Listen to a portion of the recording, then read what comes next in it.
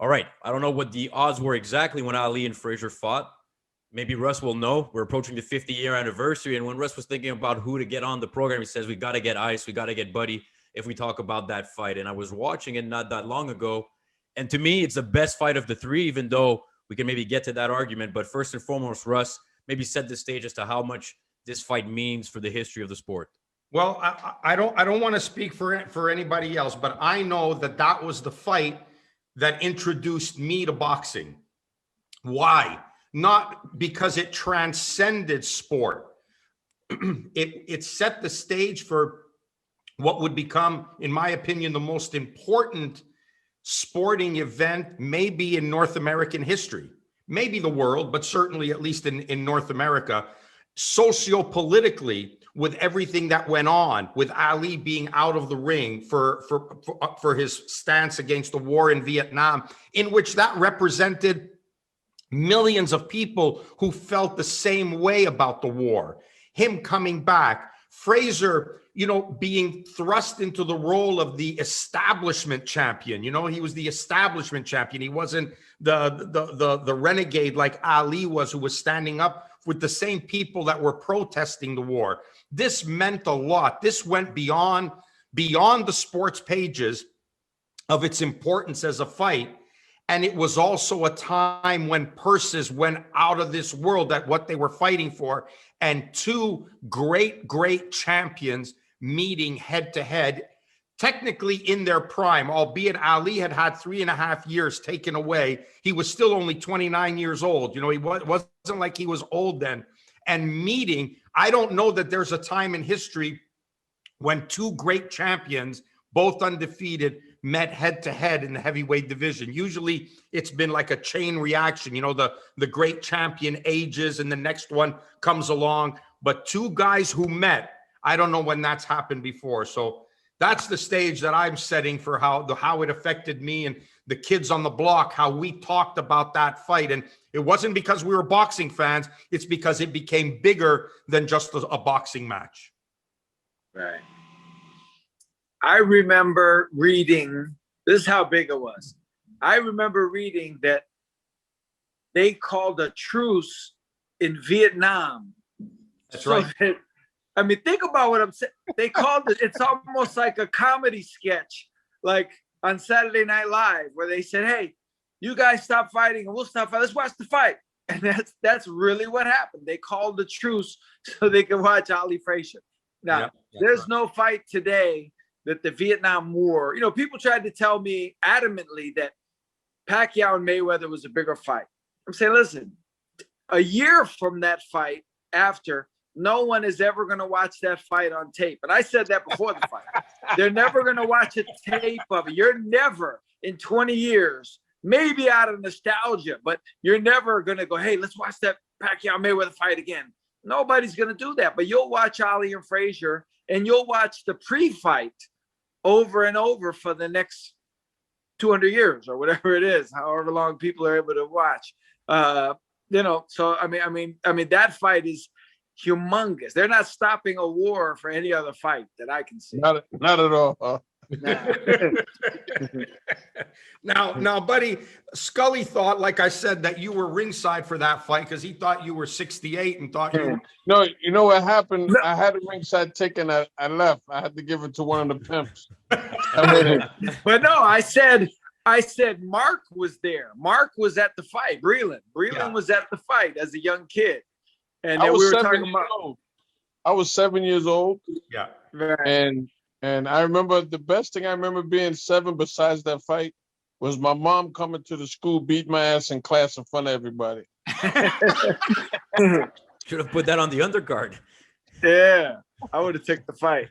But that fight, man, was, I mean, you and Russ, John, you guys said it all. I mean, to put a war on hold. Right. For a fight between two men who, against, you got one man who refused to go to war, you know what I mean? And against those two men, it's just unbelievable, man. Words you can't explain it. My mom at the time was going for Joe Frazier. And so when the picture in the Daily News had Ali get knocked down, my mother taped it up in the dining room in our house because everybody else was going for Ali. Yeah. And then the funny part is, years later, you know, for the 20-year anniversary, that was the first time I met Ali. And I was it was in Philadelphia, and I was standing there, you know me, I'm always running my mouth.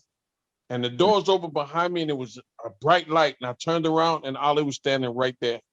And I don't get starstruck, but I was like, holy shit. I mean, and then when I went to shake his hand, his bodyguard said no. Ali says no. Let him shake my hand. Yeah. And I said, Muhammad, I said, we have the same birthday. He said, you're a bad man. You know, I wound up becoming friends with Joe Frazier later on.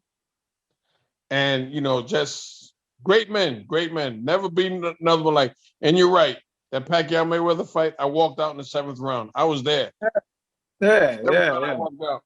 Well, Right. that's the And with thing, the right? That's so Mayweather- impressive is that the Pacquiao Mayweather hype and all of the Mayweather events, they had the hype, but they rarely matched it inside the ring for the action. This Frazier Ali fight was kind of like the first ever, if you will, massive pay-per-view event that also generated such a memorable fight between two undefeated guys. I think that's why you have the recipe where completely different to what you see nowadays to match that hype and performance. I don't know, Russ, if you agree with that or not. well, look, I'm gonna echo what Buddy said first before I get to that. And only people who have ever met Ali can understand what I'm about to say. You guys might remember a gentleman. He just got inducted, although last year or 2 years ago, Guy Jutra, referee from Canada, got inducted into the Hall of Fame. And Guy's been around, you know, forever, met these guys.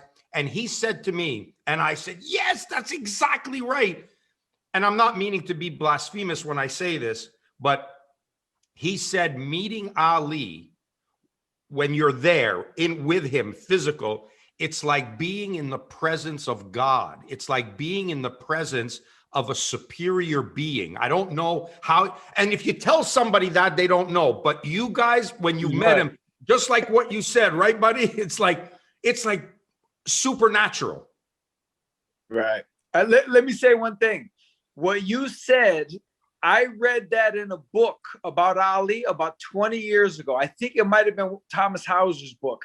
And it's and either he said it or somebody was quoted as saying, like, they said, when you meet Ali, it's different. It's just different. Like, you feel like there's a glow around this guy. There's a feeling. And I'll tell you what, the second time I met him, the first time I was young, so, you know, there was a glow around anyone famous, you know what I mean? But the second time I was an adult, and when I saw him, and I only saw him, I didn't get close to him that particular day, I said, man, there's something like, it's like a magnet, like if they had a way to measure it with a machine or something, there was like a magnetic field and everybody could feel it. And it was almost like nobody wanted to leave the area, even though he was just sitting there. Like, you couldn't even talk to him or anything, but it's like, I didn't want to leave this guy. I didn't want to leave the scene because I wouldn't feel as good outside as I do right now inside.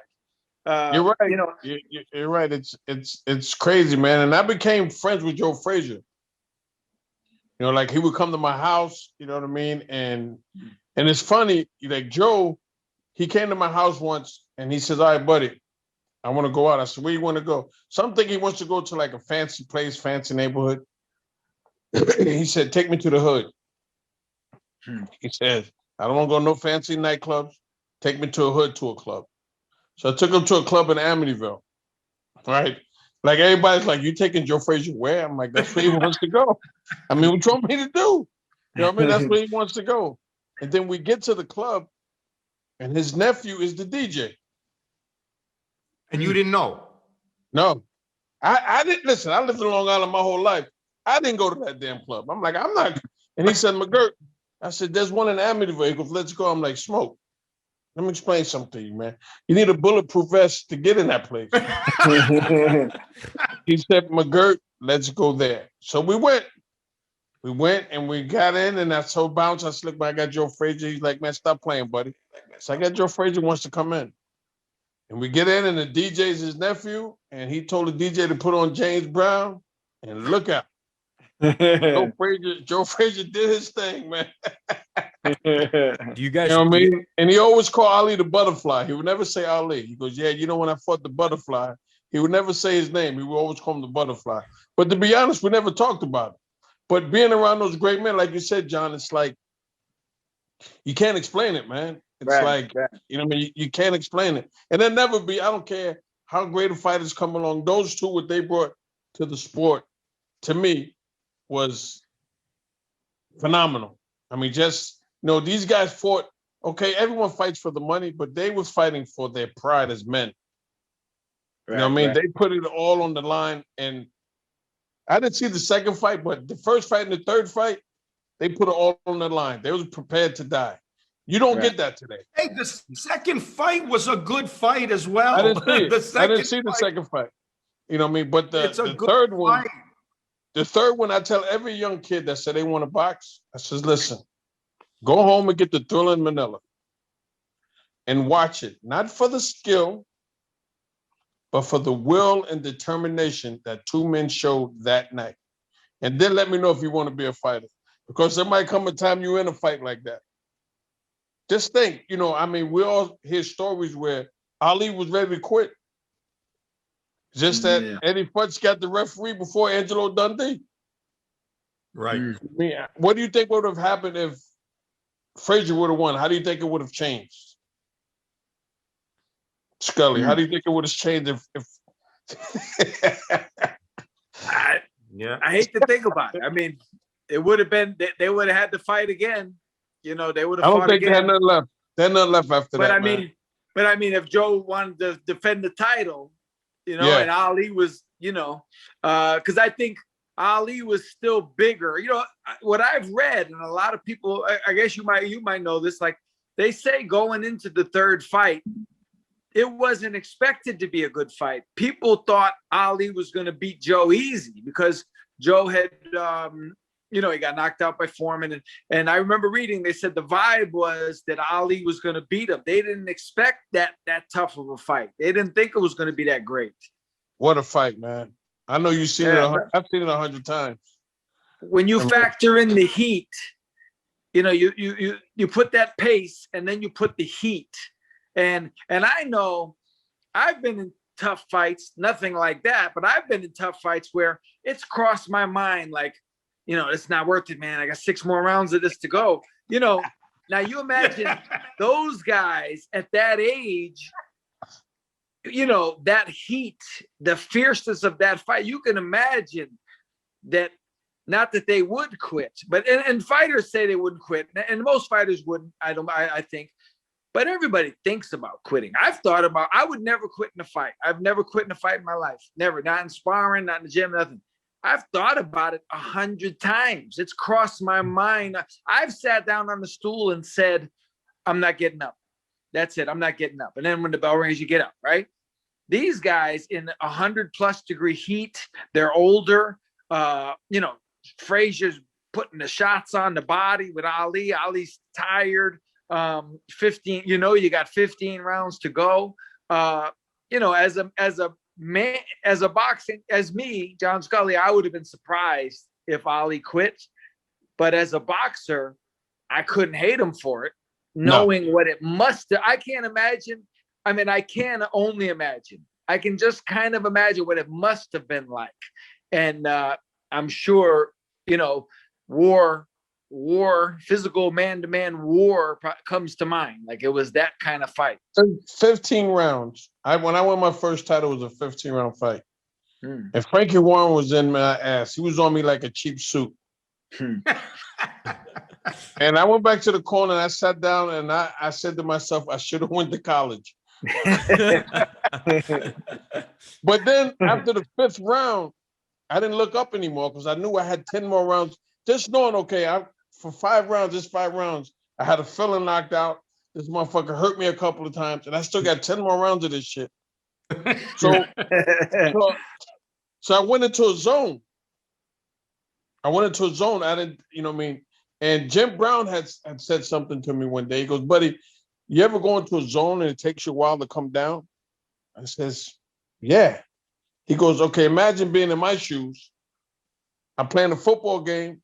I'm in the zone. After the game, they want me to cut it off and then cut it back on Monday. Yeah. And then I started thinking, I was like, after I won the title, for like 2-3 hours after the fight, everyone was like, yo, buddy, you was in the daze. I was in that damn zone. Yeah. You know what I'm saying? So I can imagine what those two, man, and I didn't fight in the heat like that.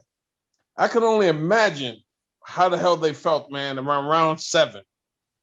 Right. Because the first 6 rounds, Joe was getting smoked. Yeah. You know what I'm saying? Yeah.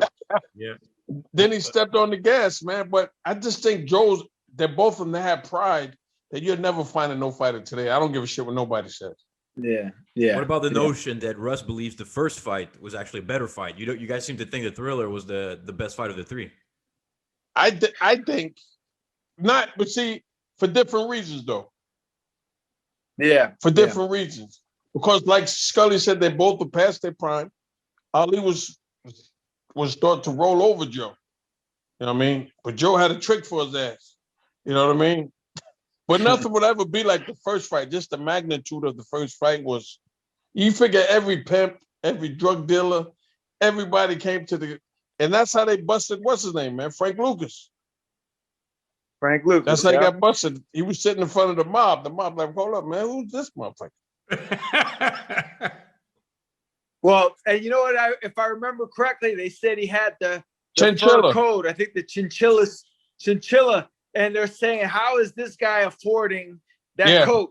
And that's what drew the attention to him. That's what got him in trouble. Man, that fight, man. But there'll never be a fight of that magnitude. I mean, Mayweather Pacquiao was a lot of hype, I will say, and I was in Vegas, and Vegas was I can't even explain how Vegas was, but by round 6. By round 6, people were walking out. Yeah, it didn't have the impact. What's amazing about the Mayweather Pacquiao fight? Now, I'm sure we all got like questions from reporters in the months before the fight. And everybody's talking about Mayweather Pacquiao, everybody. And I said to 10 different writers and reporters, I said, I don't see what the fuss is about. Mayweather's going to beat this guy easy, and it's not going to be exciting at all. I said, do you really think Floyd Mayweather is going to turn into, Hagler Hearns here to please you? He's done this his whole life. That's why he is Floyd Mayweather, because he's very smart. He's not getting into a war with Pacquiao. This is going to be a boring fight. That was easy to see. Yeah, but Ice, would you have said the same thing? Call me and tell me. I told everybody I could. I said, don't pay $100 to watch this fight, because you're not getting $100 worth of entertainment. Period. Yeah, but Ice, would you have thought the same thing in 2010 if Pacquiao, the Pacquiao that had just defeated a guy like Miguel Cotto? Yes, Mayweather is Mayweather. He wins every fight the same. Like, look, people don't like Floyd and that type of thing, and they say he's boring, which I don't necessarily think so. But he's never shown me anything to give any indication that Pacquiao was going to beat him. I mean, he's beaten these guys playing with these guys. Like it's not kind of like Roy Jones when he was in his prime, where you see him fight a guy and you go, the guy wasn't that good. You're like, what are you talking about? The guy was 35-0. He's a 2-time world champion. But Roy made them look regular. Floyd made a lot of guys, when he decided to turn on the jets, he outclassed these guys. And me personally, I never saw any bit of hype. And not only, when the fight happened, this is the only super fight, mega fight that's happened where one of the guys was knocked out unconscious like 3 fights earlier. Like Pacquiao got knocked out unconscious. And yeah, because that's how big the guys were. The hype was there for a while. And then he lost to Bradley, and they still made more money in history. And that just shows you, on another topic, like how gullible people are. Well, no, but wait, Scully, but in fairness, that brings us back to what we said about Canelo. Pacquiao is a ticket seller. It doesn't matter. Yeah. They go to see him because they love him. They love the guy. But I had people telling me that he's going to beat Mayweather even after he got knocked out. they said he's going to beat Mayweather, but because they love as him. far as, They love him. yeah, but yeah, well, I don't bet with love. I bet with knowledge, and as you do. But with Ali and Frazier, I don't know if you guys have done this. The hotel room that Ali stayed in, because I'm always investigating all this kind of stuff, right? The hotel room that Ali stayed in when he was in New York is at the New Yorker Hotel on 8th Avenue. If you go there, you can go up and they have a plaque on the door with Ali's picture engraved in it, and and they have a poster of Ali and Frazier on the wall, on the floor in the hotel, right outside the room, and so people stay in that room all the time with the plaque on the door. Wow, I didn't know that. Yeah. Yeah. You really did your research. We digress from the fight. Matthew, can you still hear us good, or is there technical issues with the Wi-Fi?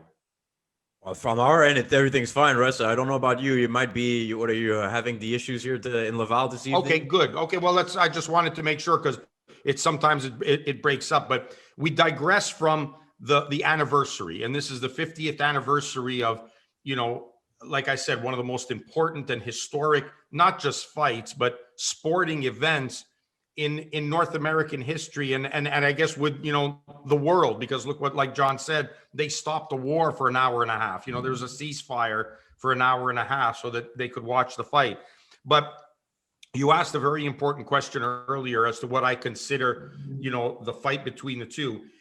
Greatness has to be measured in all forms, right? It's not just the fight being great. It's the fighters. It's who they are. It's who's there, the moment, the pressure of the moment. So nothing could take away from all that was around the fighters. And if you watch both fights, I don't want to say simultaneously, but if you watch one and you watch the other, there is a marked difference in the skill level. And that first fight, Ali dealing with the Joe Frazier that came at him on that night. Every great fighter has had his great night. June 22nd, 1938. That was Lewis. That was the quintessential epitome of the Brown Bomber. That was it.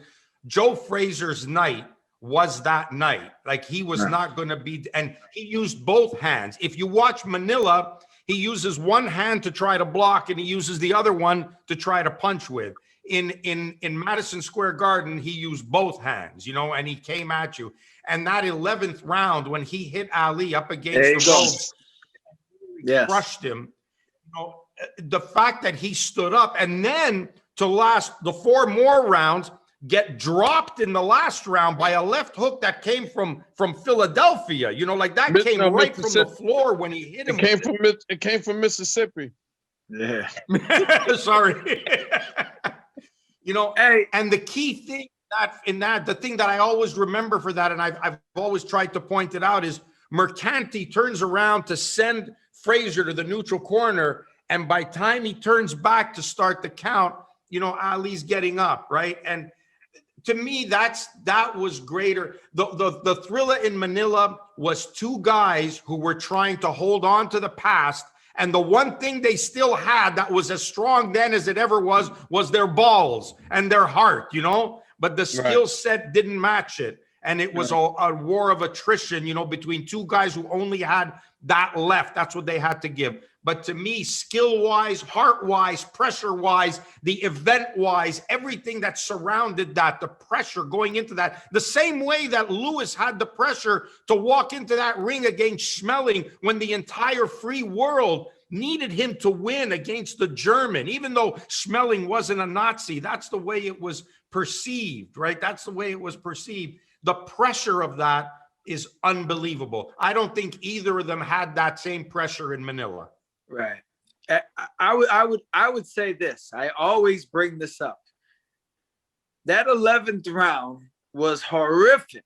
Like, Ali got the life beaten out of him, and it wasn't just he got he got caught with just as good of a left hook in the 11th that he did in the 15th, and he buckled. He is lucky he had the right referee that they didn't stop that fight. Joe Frazier easily could have won by knockout in the 11th round. They could have stopped that fight almost at any time. Like Ali spent the round. There was one point when he literally, you remember this, he fell backwards. He like was running backwards into the ropes. If the ropes weren't there, he would have fell into the 5th row.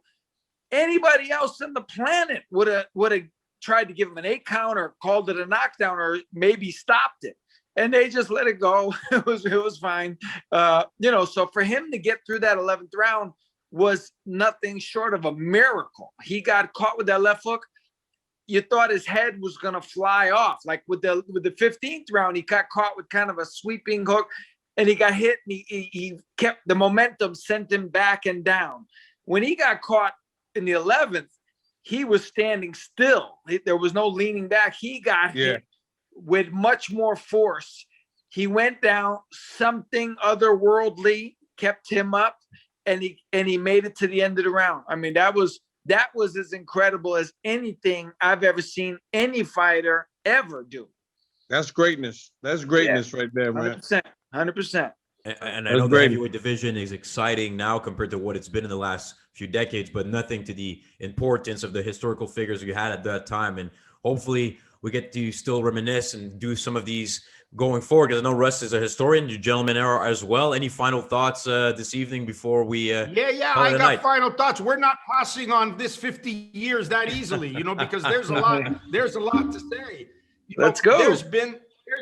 There's been some great quotes in boxing history from fighters, okay? And you would think that of all the things that were said leading up to that fight, all the hype that went into it, and Ali, who pretty much owned Frazier when it came to the talking and to the media and the press conferences and the interviews. You watch the interviews now, Ali could talk, and Frazier was very cordial in his interviews when being interviewed by Dick Cavett or whatever. He was very cordial in what he said. They're two completely different styles. Yet, to me, and it was almost from it's been a source of inspiration for me in my 42 years in the game. It was Joe Frazier who said the best quote for me in that fight. I might have told you before, Scully, Well, I know what he said. Yeah. Well, I mean, when Ali was going off, I'm not sure when it was, which press conference or how close to the fight, but Ali was, waxing poetic about all the great guys he had beaten. I beat Zora Foley, I beat Sonny Liston, I beat Oscar Bonavena. And Frazier interrupts him and says, "You're not fighting Zora Foley. You're not fighting Oscar Bonavena. You're not fighting Sonny Liston. You're fighting Joe Frazier. You're fighting," and he just kept repeating, "You fighting Joe Frazier." And I thought that was the guy who lost the war of words. To me, won that with a knockout. That was huge. Let me tell you what, to me, was the good one. He was on a show. You've seen this. This is what I thought you were going to say. They said,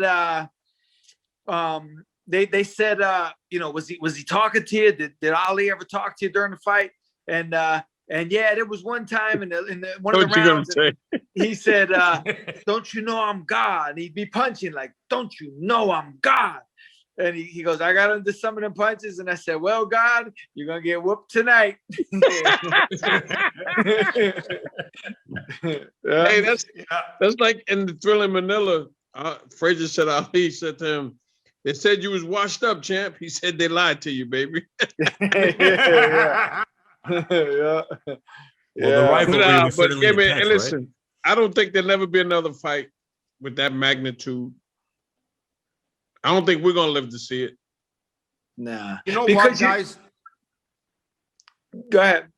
So I was going to say that you can actually go through boxing history and pick out fights that were of importance and great magnitude, not only for what they did in the ring, but for what they did outside of the ring and the impact they had on society. And you could probably count them on one hand, like Jack Johnson fighting Jim Jeffries after the call had gone up for a Great White Hope. That was massive. That was a sign of the times, not just a sporting event. Lewis fighting Schmeling was the second time. This was the world on the brink of war. This was, again, went beyond the sport pages. And then you'd have to fast forward to Ali against Frazier. And probably since then, there hasn't been a fight of that political importance, and likely never will be, or at least we might never see it. No. Yeah, I agree 100%.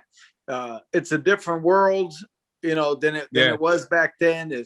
Like now, like back then, war was war. Like war was front page.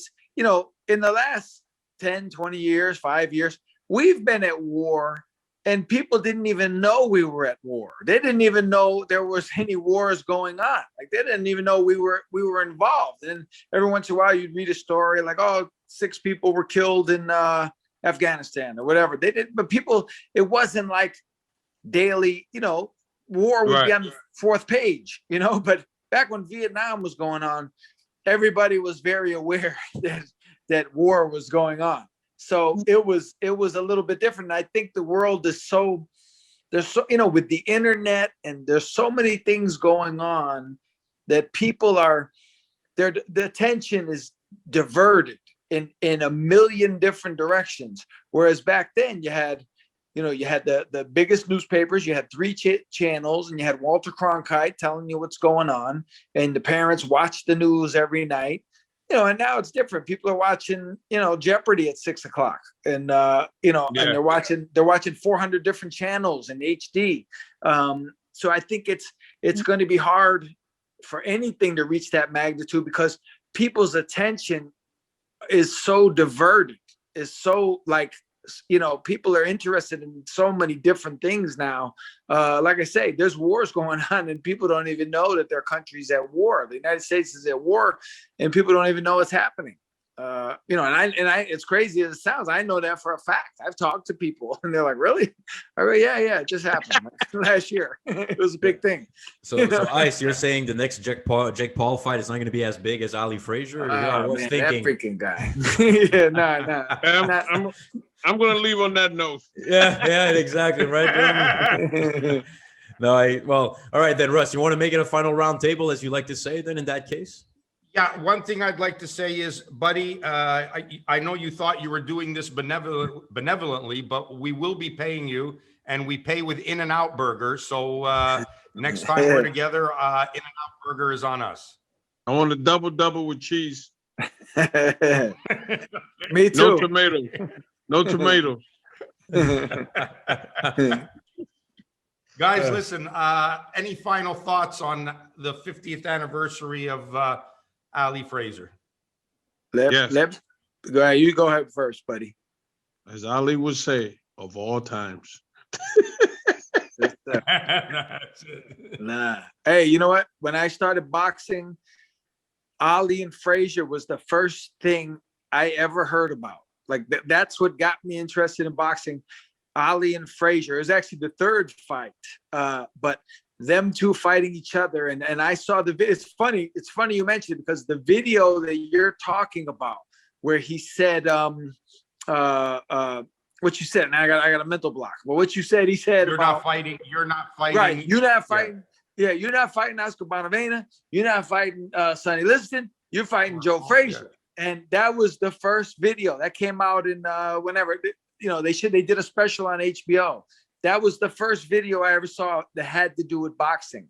So it's funny you mentioned that. So that in hindsight is a big part of the reason those two fighting each other is a big part of the reason I ever even got involved with boxing in the first place. So in a roundabout way, I owe them a debt of gratitude.